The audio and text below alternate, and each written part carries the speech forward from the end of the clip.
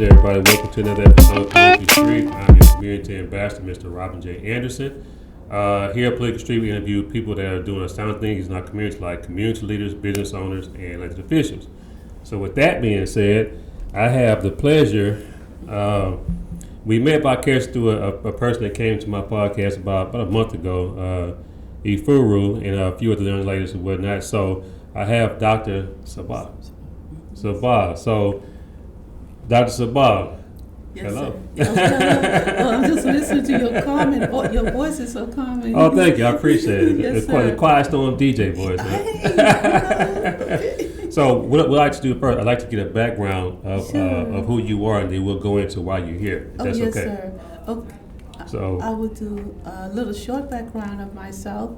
where'd you grow up? I'm basically, now I can talk comfortably because I'm back home. Okay. I'm basically here from Houston, Texas. Mm-hmm. I was born in a hospital that no longer exists called Jefferson Davis Hospital. Mm-hmm. And we was raised in what they call Freedom Town. Then it turned into 4th Ward. Mm-hmm. And then 5th Ward, we went through that area. And then also to Acres Home in Studewood. Okay. And so then we ended up in 3rd Ward, Texas.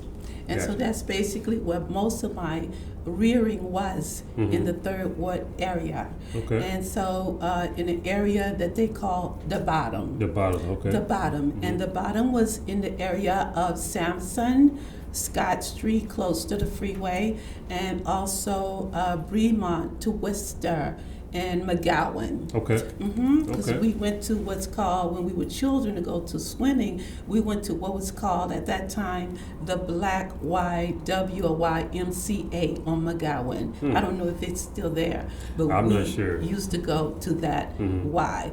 And so that's my rearing was there. I went to Blackshirt Elementary School. When they first opened up, we were the first group of young people that went to Blackshirt Elementary School.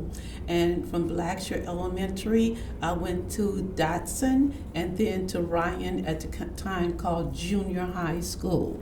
And from there, we went to Jack Yates Senior High School. Okay, we're not gonna hold that against you. I went to all these, so. I'm But just as long as you don't say you went to Wheatley. Right. Okay. Gotcha. No, I didn't attend Wheatley High School, Wheatley. so. Okay, we went to Jack Yates Senior High School, whereas I followed my oldest sister, Brenda Joyce, where she was in the class with the sister, Debbie Allen's sister in dance. And I followed her with the dance teacher that taught Debbie Allen and her sister and my sister. Wow. So I was in modern jazz, ballet, and all that at Jack Yates Senior High School. That, as a matter of fact, that high school was one of the themes for Debbie Allen's show. Was it Fame? Yeah, I just love Fame. Yes, it came from that, the Jack Yates High School's theatrical department, whereas our theatrical teachers at the time, especially Shirley Brazos, which was our theatrical and dance teacher, when she taught us and when she taught her students, they went on to be famous actors, actresses, and dancers, such as did Debbie Allen's, her sister, and a little bit of me, so, but that's pretty much a little bit of what my history is. Okay. We were talking off camera, and you sunk your wealth of information. That's my disclaimer first, but you were talking how you were talking about how you went from Houston to DC. Yes, sir. Yeah, off camera, I could give you a little bit of that. I'll give them a little bit of that. Let's start with my husband, who's going to be my husband, but I didn't know him. He didn't know me, and at the time, he was a young man out of Fairfax, South Carolina. I'm telling you, this is how far this is from Houston. Fairfax, South Carolina.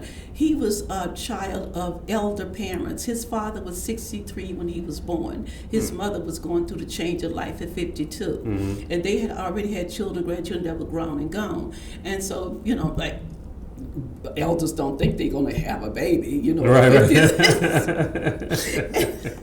And I guess the God of our fathers and the goddess of our mothers said, oh no, there's still one more. It's one more left, and that was him. And so what happened was, because at South Carolina, this place called Fairfax, South Carolina, that whole town was a plantation. And when they were freed and everything, it turned it into a town. And so the father of him worked in what's called a sawmill. I don't know what they do in a sawmill, but that was his job. The mother was a housewife. And so they were illiterate. You know, a lot of our people, he was like a second generation from the plantation. And so they were illiterate, and his son, which was my future husband, was 4 years old, and they say he taught himself how to read with the help of his older brother that used to come back and visit, and he started reading the comics to the mother and the news to the father. And so they would love to hear Johnny read to them. Let me skip a little bit with him, the story I was told, and by him and his mother as well, that Britton, you know, his father, Britton Sanders, they, you know, he loved to hear his son read the news to him. And then he heard the son read something to him about a young senator that was getting ready to be running for the president. And that senator name was John F. Kennedy. And so the father was so fascinated that the son, as he grew, he was just reading more and more. And so the son, in his middle school, I think it was, wrote a letter to this future president, and he became a president. And he wrote a letter to John F. Kennedy, and because his name was Johnny Sanders out of Fairfax, South Carolina, I don't know who Mr. Kennedy thought he was, but Mr. Kennedy sat down and physically wrote him back. So my husband got a letter from the president, John F. Kennedy, in his middle school or high school. They put that letter in the in the archives of the school, on the wall of his school, in a frame. And you know, with us being the people that we are, we're so giving and so sharing. That's it. We didn't think about, and like I said, you know, I told you about the mother and the father. They didn't know anything about copyright or anything about making a copy or keeping a copy. They were just so proud that this young Kennedy wrote their son, who was at that time was such a genius and such a little smart child, and the Kennedy wrote him back, and the school and the city hall and all of them praised him for that. So he went on and he kept reading, and then, you know, of course, he started from the Kennedy, he started following Dr. Martin Luther King. And so as a youth of Dr. Martin Luther King, he became one of the youth young men that followed Dr. King and started working with Dr. King. He traveled to Atlanta and stayed at Dr. King's house. And so he started working with Dr. King as well. So from there, he started reading about the war, this Vietnam and all that. He was drafted out of the University of North Carolina Agriculture or something school, and he was drafted while he was in college. And he researched, and this young man found out at 18 or 19 when he was drafted that he could become something called a conscientious objector. And he found out he could become that, and he became a conscientious objector. That meant I will go through your training as a military. I will go through all of that, but I won't fight your war.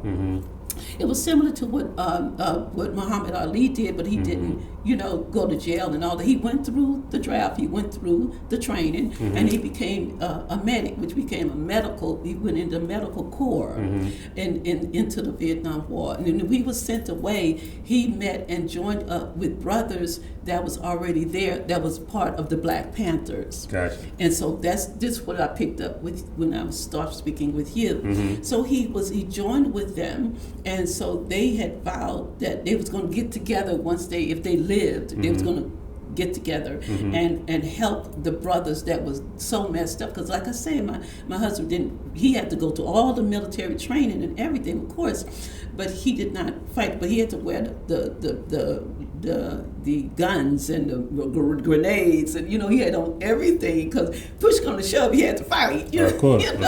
You know, regardless of what he said. So he was there helping the brothers that was shot, and, you know, bandaged them up, even the lieutenants and sergeants and these people.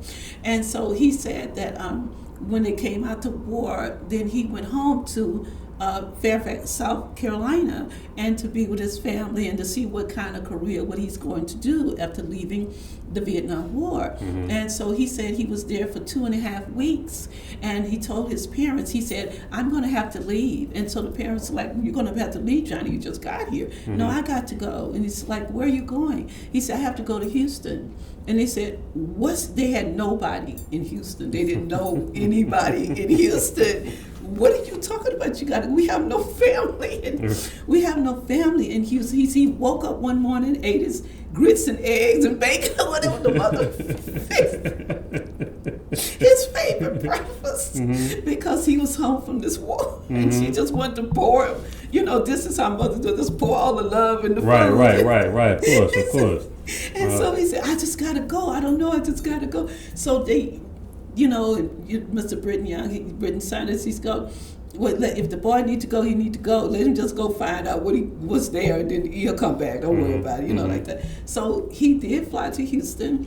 He worked downtown. He went to the Veterans Administration to get a job or something here in Houston, and they got him a job working at the time. It was called TRIMS Research facility. It's called MD Anderson today. Wow. But he worked in a place called TRIMS Research, whatever, because he was in the medical corps, right?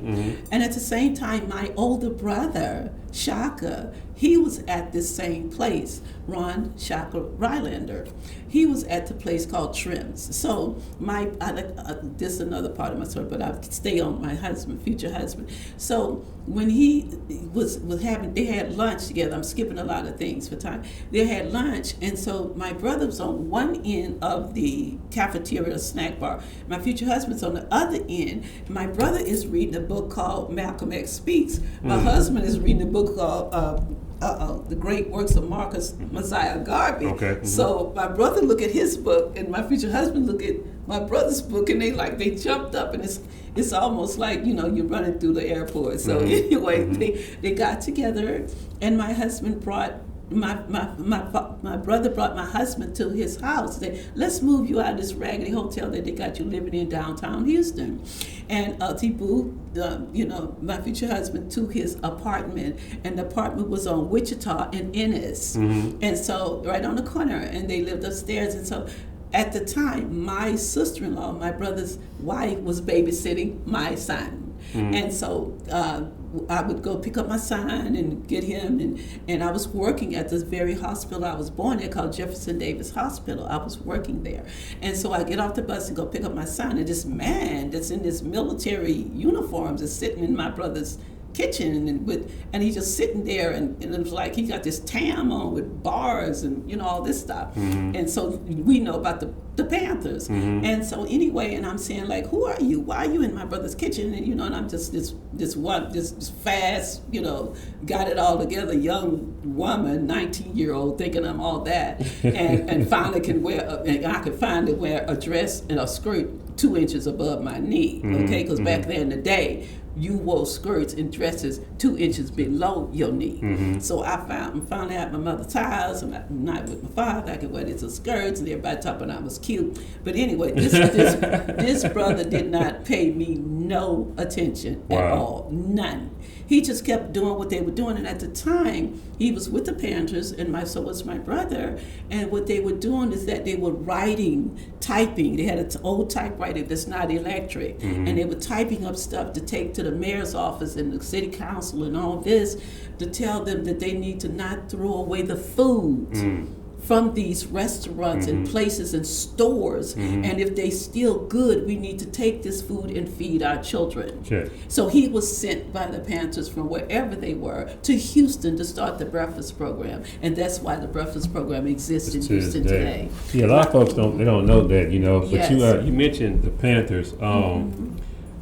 I went to Africa for the first time, to Tanzania, and we visited Pete O'Neill, who was out of Kansas City. Yes, sir. And man, Baba Pete, man, his facility over there is like it's phenomenal. He lives off the grid, like literally. Literally. We just not talking about living off the grid. Yes, exactly. he's been off the grid for a while. Yes, yes. But while we were over there, we did some libations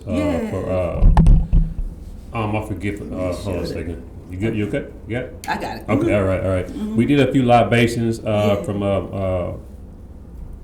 that, and so I want to segue into why you're here, because I think that this story has to be told. I'm still learning as we're talking about it and whatnot. But Sankofa. Yes, sir. I know that there's a movie out about Sankofa, but I don't know if it correlates with what it is. What's happening with this Sankofa? Right. Mm-hmm. No, sir. What's happening with the Sankofa? I have to go back to my childhood when I was born and raised here in Houston, Texas. Is that before there was anything called Sankofa, the way we see it and celebrate it today, is that years ago, when I was a little girl, and when my father and mother were small as well here, they had a certain section of the beach, Galveston Beach, designated for colored people. Colored people, Mexicans, or whoever, but the colored people. And that piece of that segment of the beach was only where we were supposed to be. It was a surf side, was it? It was called Down Beat. Okay, got it. It was called the Down Beat. Okay. That's Down Beach, the Down Beach. They were in the upper beach, way past Walmarts and all that on the beach. You know what? Way past all of that. Okay. We were what they call the down beach, and so we used to have that. This is the time that our parents and grandparents can actually bring on the beach a barbecue pit. We brought our own barbecue pit on the beach, and they were drinking beer on the beach. They had their liquor on the beach, and this was glass. And so they had a stand, like a dance hall thing. I've never been to Jamaica, but this is big in Jamaica. The dance hall kind of stands there. They used to have, when the brothers came to Houston to perform, like a Bobby Blue Bland, B.B. King, and they used to come. I'm little, I don't know who these people are. Right. They on the bandstand thing, and our mother and father dancing to these people, this group or this man, and we just running around the beach and doing things that children do. And so I'm saying all that to say, I researched further during my sister and I. We researched our genealogy, like everybody should be doing. And we found that part of what's called the Down Beach was also the place where they sold enslaved Africans. Wow. It was the same exact place. It just kept us coming to that spot. Right, gotcha. And so that's where they sold us. So from that, the selling of our people in that spot, from us enjoying ourselves, what they call the Down Beach, we caught our food. My brothers and uncles, they caught the food there that they brought and cooked. We used to fish. They used to fish there. Before they got to Galveston, there were places they stopped to fish. And they grabbed crabs and all this, because we in the back of the pickup truck and they're getting out doing all this stuff before we got to the beach. And so all that was happening. So this spot is the same spot that we're now having Sankofa. So it's a sacred spot, sacred ground. That young people today, I come to Sankofa. I've been getting ready to tell you our part of Sankofa. But we've been coming for many, many years, and I don't hear the history of why are we in this spot. You see, we talk about Sankofa, of course, the Baba Kofi and the brothers he have with him and unto him that he passed the baton to, that we see they're doing an excellent job, not to take anything away from these young people, but that's what they are, young people. And so you have to go back and really Sankofa to get with people like myself and older people than me, because there's people that's much older than myself. I'm in my 70s, so that know way more than what I could ever know. But I'm just giving my little bits and pieces that I know and I remember. And so therefore, please always add the history from as far back as you can get and grasp yourself and do the research. Start there. And before we start with the universities or the colleges, and you see what I'm saying? Mm-hmm. Yes, sir. Mm-hmm. So I wanted to say that, and then did I need to stop for you to ask me a question? No, I mean, no. Just go Feel on. free. Go ahead. Yes, go ahead. Now I told you about the ancestors being sold. They brought in from the ships to be sold because there was a platform. Mm-hmm. It's still a platform there, but I don't know if that's the platform or is that the place. It's new now and it's modern. Mm-hmm. But because there's a platform, is that the actual spot where our ancestors were sold? I want to share a story with you. We'll go back to that part. So, Yes. I traveled to Dakar, Senegal in 2017, 16, 17, somewhere up in there. Yeah. And they had a spot called Goree Island where they will hold the slaves until they ship them off to wherever they go, right? Mm-hmm. Yes, sir. I know. Man, I know. I'm not an emotional person. I know. We toured the Door of No Return. Yes, sir. And oh my God, I walked in there and I had chills. I'm like, and then you can just feel the like energy. they're touching you. You can feel the energy. And I teared up because I can feel the anguish and I was like, oh my God, but with Galveston, is it by being on sacred ground, do we still get that feeling over there? Definitely, Okay. definitely. Mm-hmm. If you participated in any of the Sankofas, we of us that are preachers, I'm going to get to our part, Okay. we have to be on standby. We have to. We have to be on standby, and Baba Kofi and others, and the new Black Panther Party that was there. When we started it, we had the new Black Panther Party, and we also had the Muslim as our security at the ocean. And so they were on standby. They were on post, like I said, we were on post. They were on post to watch the people, because I'm telling you, it's just like they would say in churches that the spirit took over. This happens every time we have Sankofa. Wow. A spirit takes over. We have to watch each other, pay attention to each other, because they immediately start going to the ocean. They don't even know that they're walking to the ocean. Wow. So we pay close attention to those that are walking to the ocean and make sure that they don't walk too far because they're feeling those ancestors that was out there on those ships that was being brought in. And they, yes, sir. Wow. But you brought something. I was going to let you go ahead and yes, sir. I brought this share information, and this information is by way of Dr. Ndugu Khan and the brothers, by Dr. Jelani Williams and Brother Taha. Brother Butler and the other brothers that was a part of what was called and still is called TISETI. And TISETI, African Historical Society, they was letting me know that it started in 1987. It started probably before that. They were speaking about that, but I guess they must have got their papers and everything to make it this. And what it is that it came out of the teachings of Dr. Yosef Ben Yakanan, and they went under his tutelage, where they helped with tours with Dr. Ben. And so what happened was, when Dr. Ben told them that, coming through, they went through the door of no return, especially to Ghana, West Africa, and the door of no return. And what happened was, when they got back to Houston, when they got back to wherever Dr. Ben had the people to tour with him, he told them to go and set up study groups. See, a long time ago, you may know of, the sister may know of that, we had what's called study groups. And we got together and studied with each other to put together a plan to help our people. And so they formed TISETI.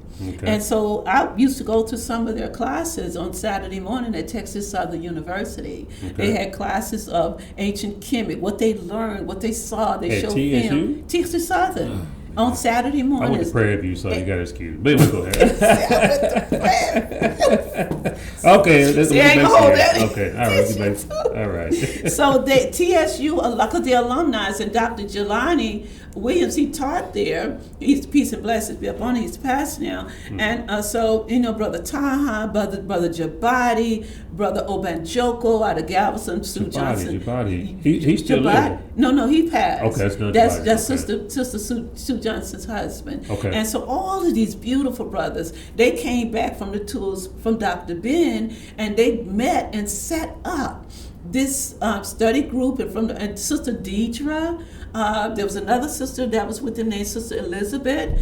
And so these sisters, as well as these brothers, put all of this together, and they opened up one of the, I'm blessed that they did, open up one of the conference rooms or study halls at Texas Southern University, allowed them to teach every Saturday morning ancient Kemet and Egyptian, philosophy and mythology in our style. Wow. And so we used to just pile up in there, you know, to go and listen and see the films. What time is this? This is around 80s, 70s, 80s? This was 80s and 90s. Okay. Yes, okay. and up to the 90s. And it broke our brother, Dr. Jelani Williams and his family. They opened up a chartered school in Southwest Houston, and whereas they took a lot of their teaching. Because, see, then, you know, Texas Southern, like a lot of colleges and universities, we don't know, but they have an internal fighting or internal problems. So whoever was a new group that came, they dissolved that Saturday program. Wow. So then they had to break up. We had to break up in small sections of the city to continue to teach this. And Dr. Jelani and his family opened up a charter school, and we went to teach their after-school program at the charter school to continue this. It couldn't stop. You're not going to stop us. Right. You may move us out of your building. Right. But this is going to continue. That's powerful. This is by way of the ancestors. And so with that, Sister took these notes for me.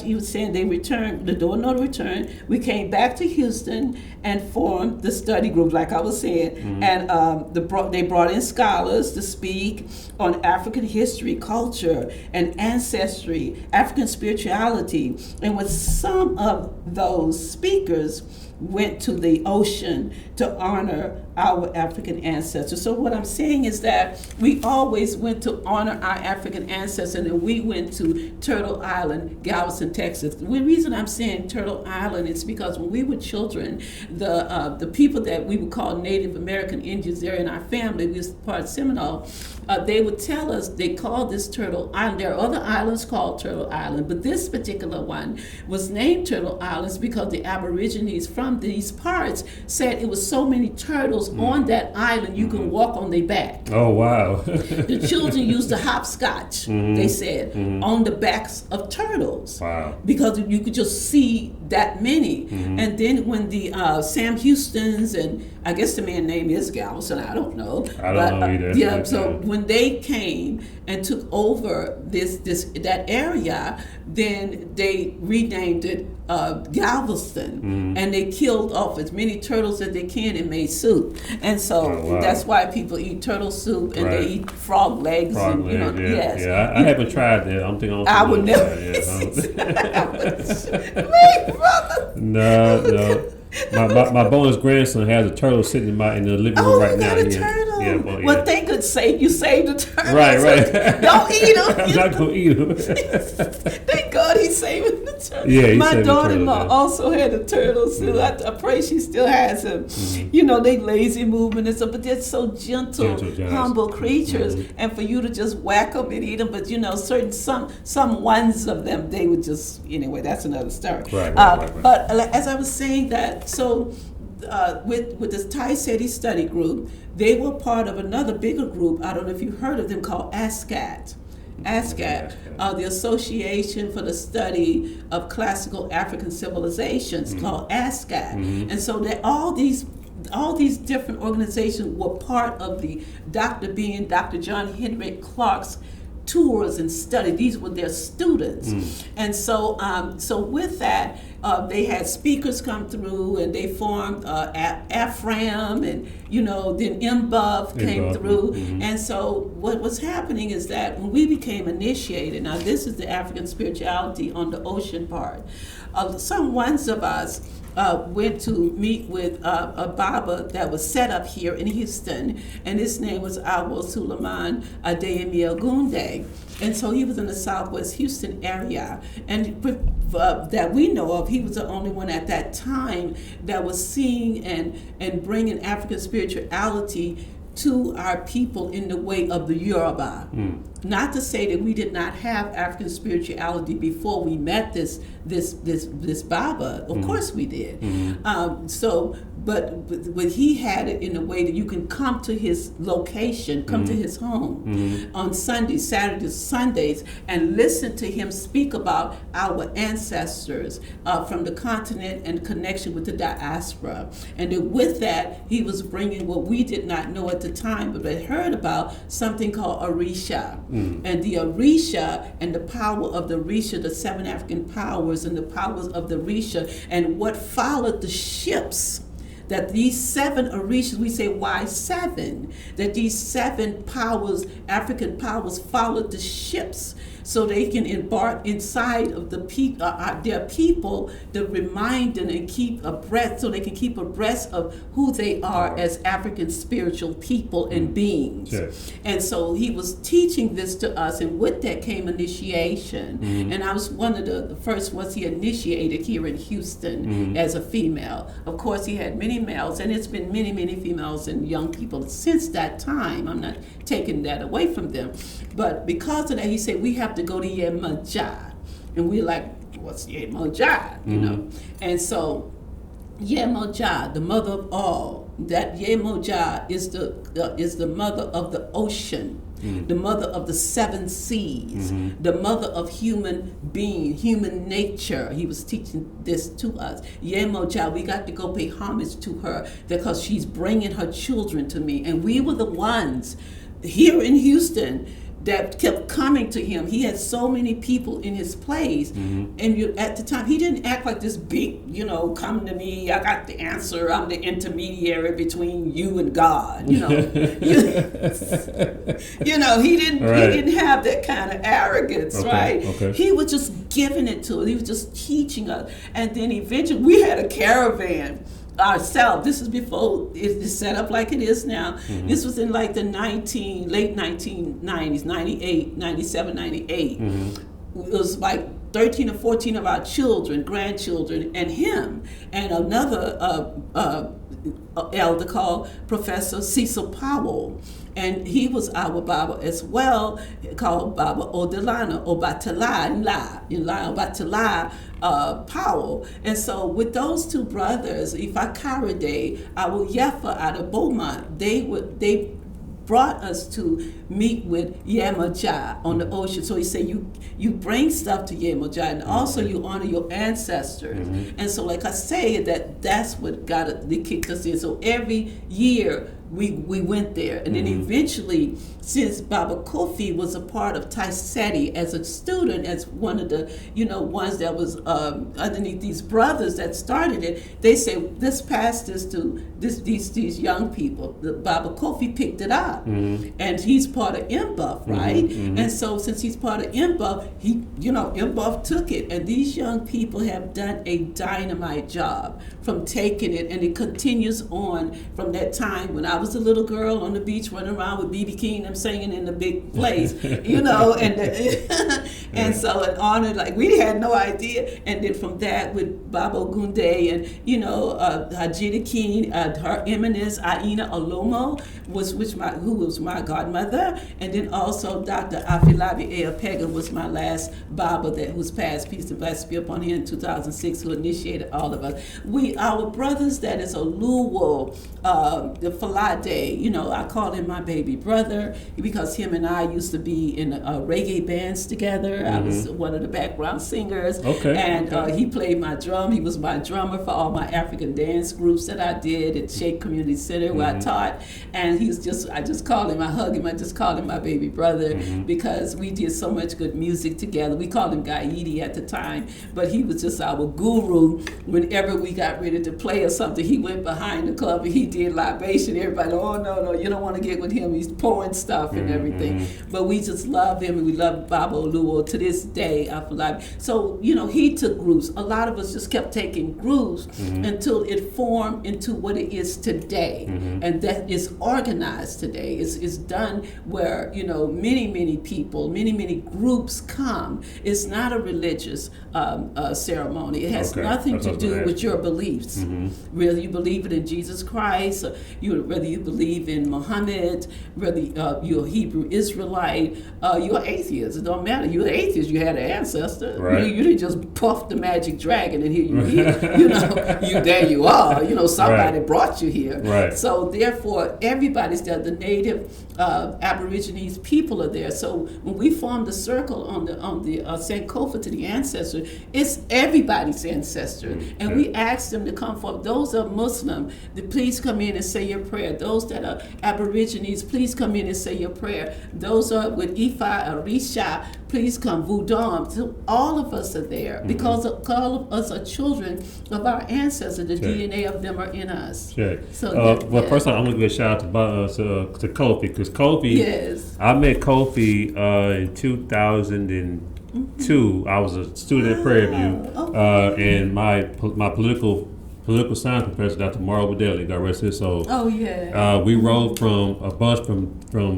Mbuff Yeah. all the way to DC for a reparations rally, and my first I heard Farrakhan speaking this and that. So, but yeah, I've been knowing Kofi for a Kofi. while. I know him. I love that brother. I love Your him. brother. And he has a beautiful wife. She was also a part of Baba Awol Suleiman Adeyemi Ogunde's temple is where she's a priestess. I believe she's a high priestess today. Many of us, would come through there as initiated priestess. I am a Loloye today, and Oloye Ifakari Ogunsina is also Dr. Ndugu Khan, who I work with here very closely. But I also want to give shout out to Baba Obafemi, Obatala. So all of us, Oluwo, all of us, support our African ancestry, support and honor our ancestors as well as those Orisha. And so I'm finishing up my book about the Orishas as explained to me, and the research I've done and the work that we've all have done. And I give thanks and praises to my Ajidikin Aina Alomo, who brought us through a lot of teachings with ancestry. And she was from Brooklyn, New York, and by way of Trinidad. Okay. And so she came to Houston and just kept coming through the teachers, just kept coming through. And so we give thanks and praises to her, peace and blessing that she's also passed. So what time of the year does the Sankofa generally take place? It generally takes place this time. We started in October. We started going at this time because we saw that this was after the summer, and then it was also before All Hallows Eve. See, we didn't want to bump up against the goblins and the ghosts. Okay? So we wanted it to be before All Hallows Eve, before the Day of the Dead. Not to say people shouldn't, celebrate, that's ancestor as well. But in between the leaving the summer and before the other holidays come forward, we picked the second or third weekend in October, and it's as such is that we're not bumping up against anybody else's days or the weeks or so to speak. Okay, all right, gotcha. So I want to just make one more point. Go ahead. I have students in New York, Long Island, New York, and also in North Carolina, in South Carolina, as well as because we're connected also with Oyotunji Village. We brought the king to Sankofa. I think it was 2014, where the king of Oyotunji Village, the young king, Oyatola Village came. I believe it was in 2014 or 2015. Also, Professor Griff, Mutabaruka. There's a lot of big names that came to this Sankofa, especially by way of Mbob. And I just want to give such kudos to these brothers and sisters that work so hard to get these types of people here so our people can meet and greet with them. They have also started a Sankofa in Ghana. There's a Sankofa in Atlanta. There's a Sankofa in New York. I'll be speaking to two of my sisters, one in New York. I just left New York about a couple of weeks ago. I just left Atlanta a couple of weeks ago. Well, I'll be speaking to them, and they have something called a dry Sankofa, where at the same time that we're doing Sankofa here, they're doing Sankofa in the community, walking around doing the same thing, singing the same song that we're doing here in Turtle Island, Galveston, Texas. That's powerful. Yes, sir. So all of us are kind of coming together, no matter where we are, especially last year when they had everybody shut down. We still kept going with Sankofa. Gotcha. So, I mean, we can talk 2 or 3 hours another two. You know what I mean? So, how can people get involved this year with Sankofa, and then in the future as well? Sure. I would say, especially for the young people, please contact INBUF. And then they can also go online. INBUF has their own site that you can go online to find them and their information, get in touch with them. It's local, the local people here. So sophomore off of Emancipation. Is that Emancipation? Emancipation and sophomore. Yes, sophomore. Yes, sir. And so they can definitely contact anybody that's a part of the INBUF, National Black United Front. They can contact them, and also they can contact their Baba and their Yeye, because we priest was the one that when we did libation, we did so much work there prior to this part of Sankofa. Contact your Baba, contact your Yeye. Baba mean your priest. I'm sorry. The Baba mean your priest, and the Babalawo and the Yeye mean your priestess. And so if you're in a particular Ile, that's a temple, or Egbe, that's also a temple, basically more so for females. If you're in those holy temples, contact your people that's involved in that and help to teach you and bring you the way of African spirituality. They will know. They will know. Gotcha. Okay, so how can they find you? You have any social media or my goodness. Yes, sir. They can find me. Well, we have a conference every year. I started a conference here by way I took from Thai Seti, but I wanted to go on the part of healing and healing sisters. And so I started working with a group of sisters in the 80s and 90s where we were talking about helping our sisters become, well and not be dealing with certain maladies at the time that sisters know that they deal with. Okay, so we formed a group of sisters, and one of the sisters that we brought here was Queen Afua, and so I call her my baby sister because we did a lot of work together. Is that the author of Sacred Woman? Yes. Okay, gotcha, okay. She and I did a lot of work together in Cottonwood, Alabama, and we were part of the healing group with Dr. Africa, Dr. Paul Goss, who just passed, peace and blessing, Queen Afua, Dr. Aspie, the raw food guru, Iris Latham, Sunshine. We all was in a healing group together, and we used to have healing retreats in a place called Cottonwood, Alabama. Okay. All of us met there and had people come there to our different workshops. And so we said we should form something to help sisters, most especially because you heal the woman, you heal the family, you heal the family, you heal the nation. Okay. So us sisters had a meeting there, Queen, myself, and other sisters, Dr. Pookworm, Dr. Ann Brown, all the sisters, they were like our mentors. And so we put together a healing. She put together the Sacred Woman. I put together Women in a Circle of Healing. That's the name of my organization, womeninaCircleofHealing.com. And they can go on that website and they can see some things that we've done and with things that will be coming up. My right hand right here, Sister Iya Larisha Ifurukori, she's also my local priestess and also my right hand here in Houston. Okay. So they can definitely contact Iya here. Okay, shout out to Ifuru. Yes. So, before we get out of here, do you want to have any words you want to leave to the people so they can inspire or whatever? Yes, what's on your heart? I would just say this. We always you start with this. I would have asked for permission to speak. I think it's okay. I would have asked. This is what we always say about protocol. Is that I would like to ask the elders for permission to speak. I'm the oldest one in this room, so I can just definitely say I can speak. Yes, you can. And so also we say that, may the words from my mouth and the meditation of my heart be accepted in the sight of the Almighty. Whatever name you may use, it's okay. Just as long as you adhering to the highest power, the omniscient one, the one that has no name. We gave it a name. We're the one that named the power. So when people say that, if you don't call on this, you're not that. If you don't call on that, you're not this. I say this. I think the great power just said these words. I'm just the great I am. I am. I am that I am. I am that I am. You name me. And so with that, I would say stop arguing and debating with each other about a name. It's not about the name. It's your intention as the person that you say you adhere to the calling of of this name. It's the intention that you have in your heart. It's the humbleness that you have in your heart. It's the togetherness that you have with your family. And it's the reaching out in the community to help others. That's how that omniscient one will see you and smile on you. It has no hands. We are the hands. It has no eyes. We are the eyes. It has no lips. We are the mouth.